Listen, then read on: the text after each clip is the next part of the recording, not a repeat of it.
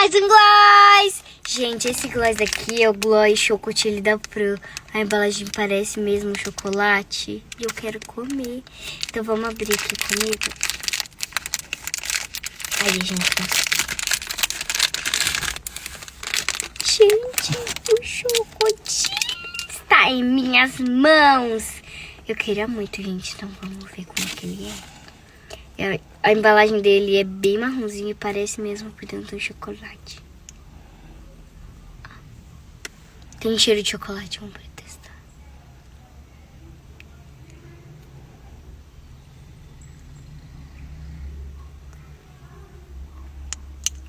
Gente, ele é muito fácil de aplicar.